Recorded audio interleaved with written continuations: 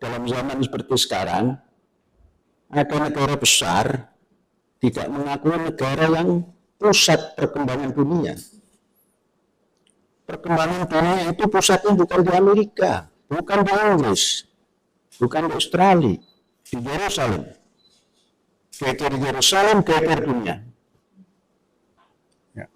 Yerusalem itu sentral, menurut saya. Dari bacaan agama-agama yang ada, baik Yahudi, Nasrani, Islam, semua arahnya ke Yerusalem.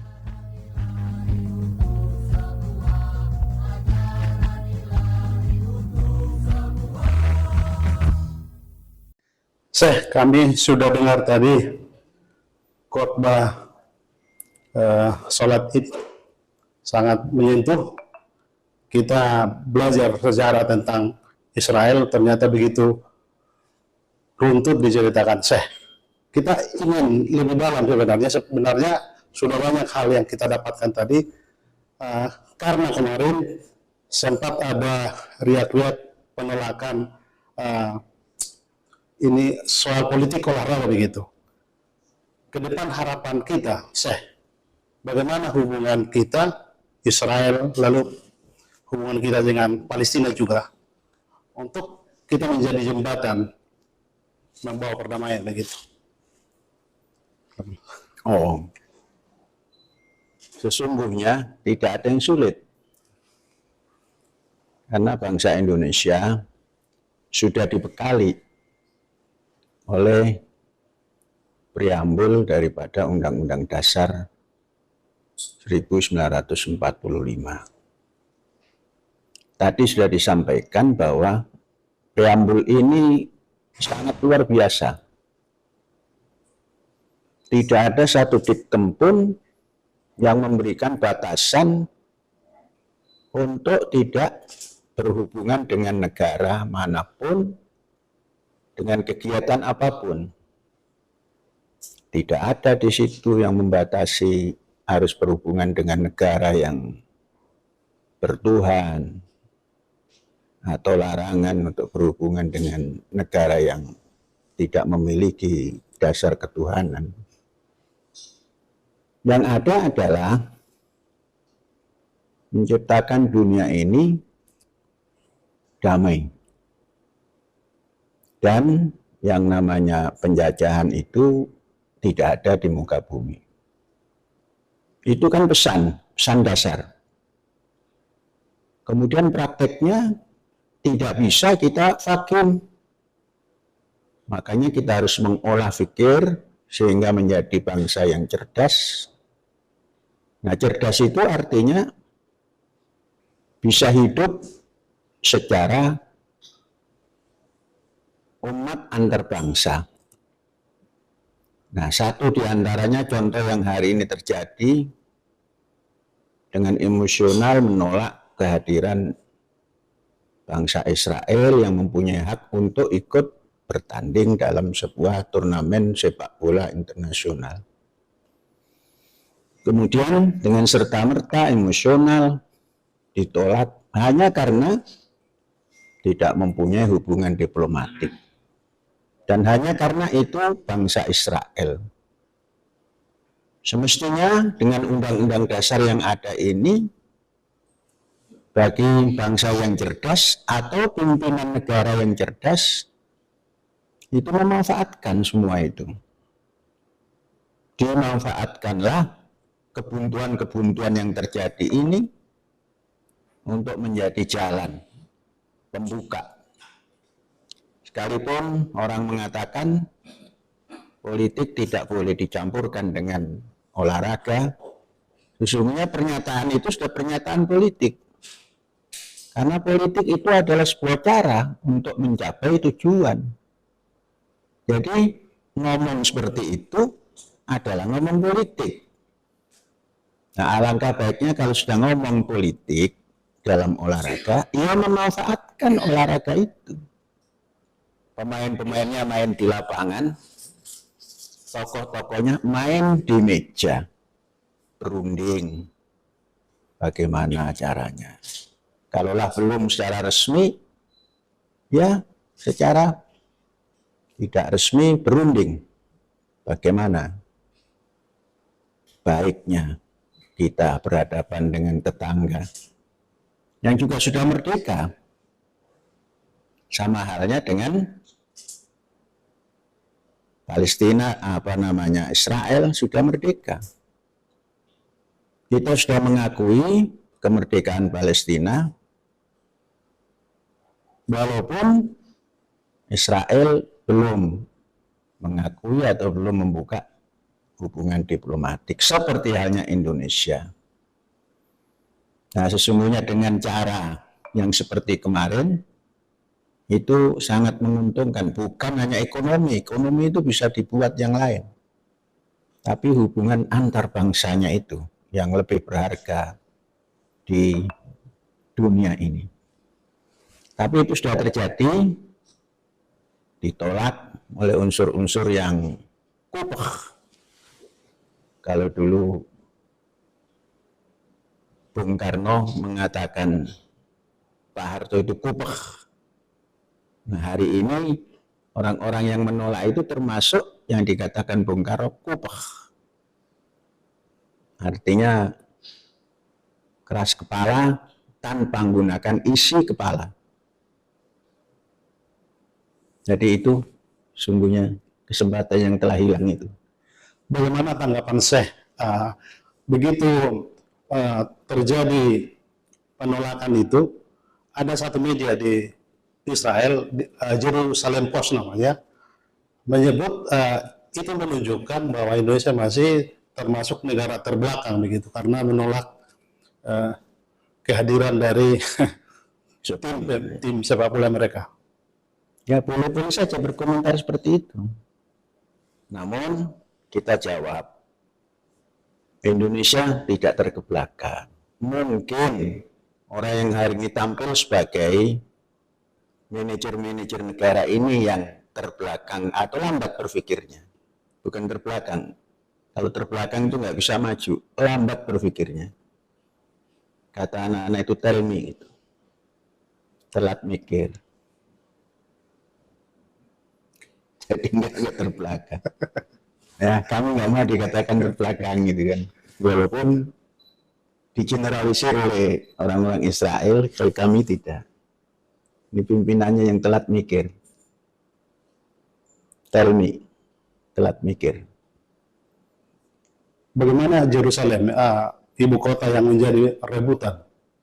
Tidak perlu direbutkan, ikuti aja ketetapan PBB yang pertama tahun 1947 itu. Adapun Yerusalem adalah kota internasional. Nah, itu kalau kita bangsa Indonesia bisa duduk bersama, Israel, Palestina, Indonesia, wakil Yerusalem, duduk bersama. Walaupun tidak serta-merta bisa diatasi, 2-3 merta bisa diatasi. Tapi kan sayang kita belum membuka hubungan diplomatik hanya gara-gara menganggap Israel itu penjajah. Amerika yang membombardir kemana-mana tidak dikatakan penjajah, malah tambah dekat.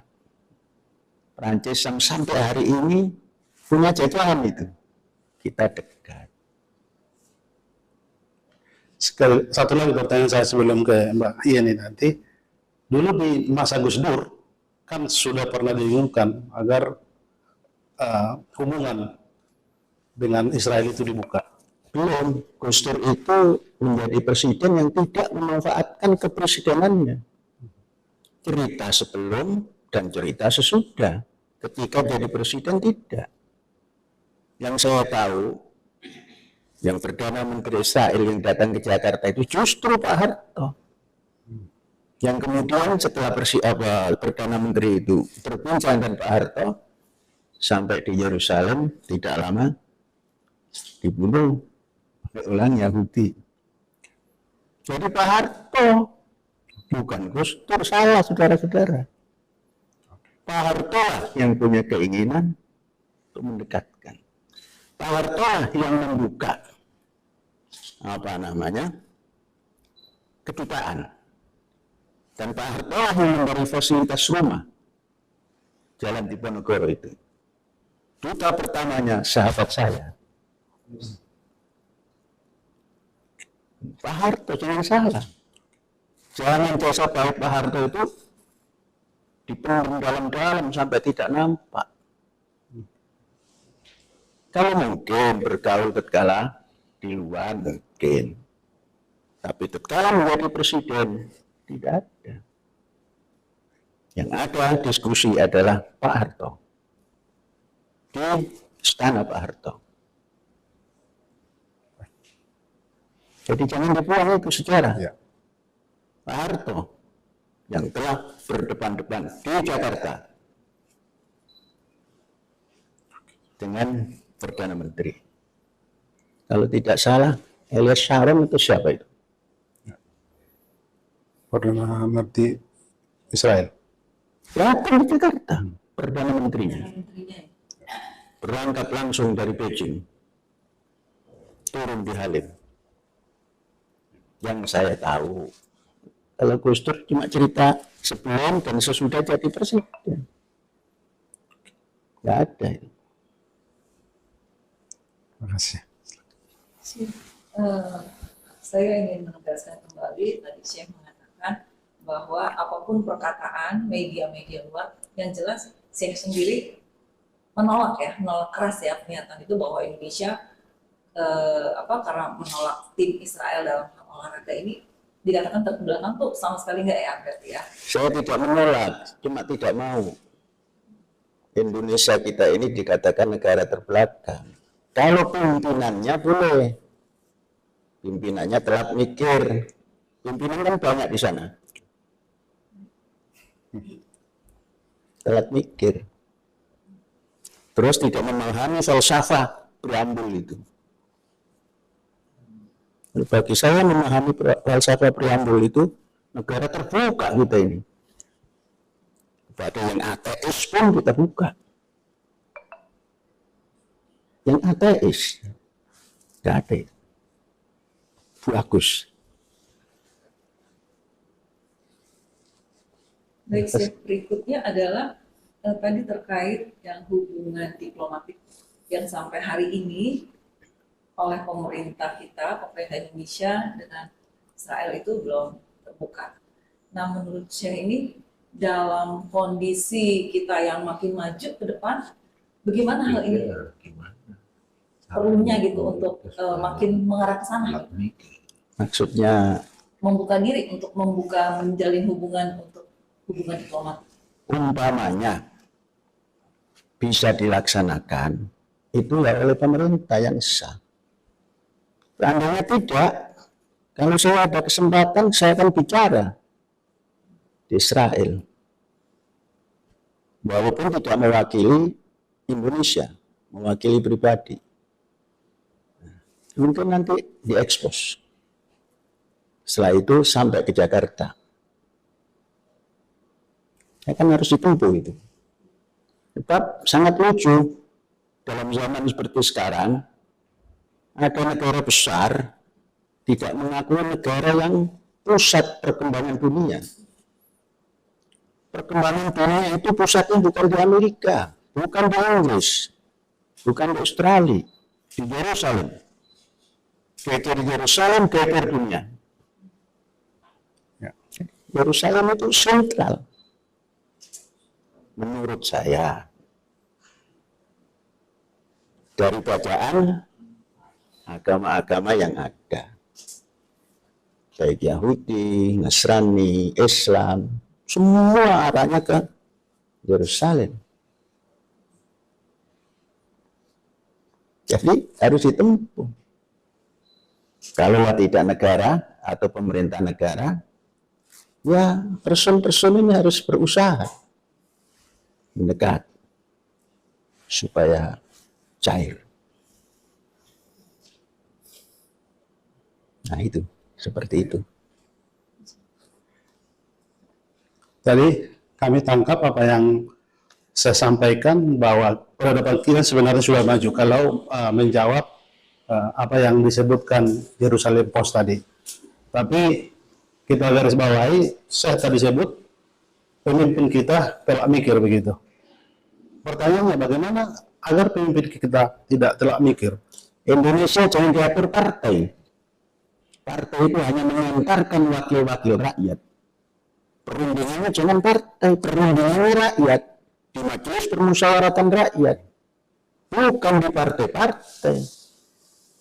Bukan di apa-apa yang kelompok-kelompok partai itu. Koalisi-koalisi. Indonesia hari ini bukan diatur oleh majelis permusyawaratan rakyat. Rakyat tidak perlu bermusyawarah. Yang musyawarah itu pimpinan-pimpinan partai. Di dalam preambul dan di dalam undang-undang dasar tidak ada. Yang mengatur harus rakyat, bukan partai. Partai itu hanya menghantarkan wakil rakyat. Wakil rakyat itulah yang berunding. Begitu kan undang-undang dasar 45 yang dihancurkan itu? Artinya kalau kita menangkap, kita kembali ke era. Bukan kembali. Berlakukan itu majelis permusyawaratan rakyat itu nggak usah dikembalikan. Berlakukan. Yang gampang memberlakukan itu. Musyawarah lagi. Jangan kembali. Kalau kembali itu pulang-balik nggak nyampe-nyampe. Tapi faktanya sekarang partai-partai menentukan nasib Jangan bilang faktanya. Fakta itu tidak semua baik, tidak semua buruk. Ayo. Masa rakyat hanya diwakili oleh ketua partai? Harus wakil rakyat. Ketua partai bukan wakil rakyat. Ketua partai ya wakil partai. untuk mengembalikan ini apa perlu reformasi atau Jangan dikembalikan, diberlakukan saja. Gampang. bagaimana caranya Maksudnya gimana itu? Untuk mengembalikan itu kan pasti harus ada kekuatan atau gerakan. Jangan pakai kekuatan. Kekuatan itu senjata. Jangan gerakan. Kalau gerakan itu revolusi, kecerdikan, kecerdasan, dan dedikasi kita terhadap negara. Jangan sampai seperti sekarang. Tidak punya wakil rakyat yang berbicara atas nama rakyat. Semua pembicaraan itu dapat berapa? Jadi rakyat nggak dapat apa-apa.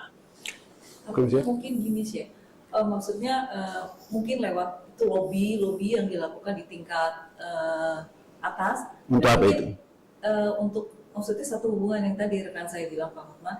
Tapi maksudnya apakah ada satu upaya yang lebih lebih kelihatan yang nyata menurut saya gimana nih pemerintah nih yang lebih progres ketika kita sekarang kan di eranya era yang sangat maju kan, hubungan dengan negara-negara lain yang begitu terbuka. Nah apa nih pemerintah sebenarnya kan ada timbangnya nih, itu timbang-timbangnya buka hubungan diplomatik atau enggak, ruginya untungnya apa. Nah sebenarnya seperti apa nih gitu yang langkah yang paling nyata gitu menurut saya gimana? Buka. Kalau ini dipikirkan nggak akan dibuka. Buka. Dan harus berani. Nggak perlu ada gerakan ini itu. Berani. Sudah dapat mandat. Saya punya cerita. Dulu, saya pernah berbincang dengan tokoh daripada BIN tentang pembukaan diplomatik. Alasannya takut Arab. Apa yang ditakuti Arab? Arab sendiri nggak bersatu. Toh kemudian akhirnya Arab bergabung. Arab yang besar Saudi pura-pura akan bergabung, tidak bergabung, tapi sudah bergabung. Apa yang ditakuti lagi? Itu apa takut Arab? Kita punya undang-undang dasar. Indahnya bukan main itu. Menghapuskan penjajahan.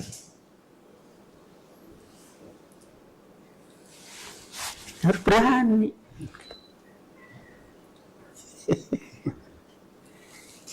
Oke, kalau gitu berarti pemerintah yang tidak berani untuk action. Kalau memang tidak dilakukan, nggak berani namanya. Jadi takut pada genderuwo yang tidak nampak. Tahu genderuwo itu? Ada bahasa tapi tidak ada realnya. Jadi berani. Maka tadi dinamakan telat mikir. Kalau sudah telat mikir, telat melangkah. Telat juga melangkahnya. Kalau sudah telat melangkahnya, tertinggal terus. Jangan-jangan besok ini Cina lagi yang mendamaikan. Katanya Cina negara komunis. Tapi kok kemanusiaannya di situ, kemanusiaan yang adil dan beradab, bisa mendamaikan. Jadi kita ini slogan-slogan saja itu, tidak punya keberanian. Atau itu mesti melalui satu proses melalui ketetapan, misalnya melalui lembaga di MPR, DPR, melalui satu. Oh iya itu pasti, itu namanya kan sistem bernegara. Iya, sistem bernegara harus begitu. Kita ini 77 tahun merdeka itu, 78 malah. Ya. Wah, ada lagi yang kata Bung Karno nggak boleh. Bung Karno sudah ada. Jangan-jangan kalau Bung Karno ada sudah dibukanya. Kan biasa gitu, menggambarkan begitu.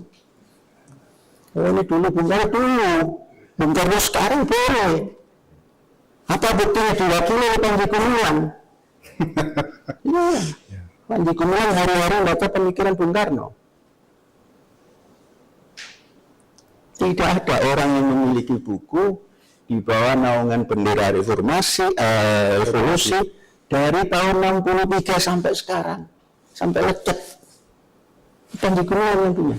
Saya baca itu terus. Bukan dibaca, dipelajari.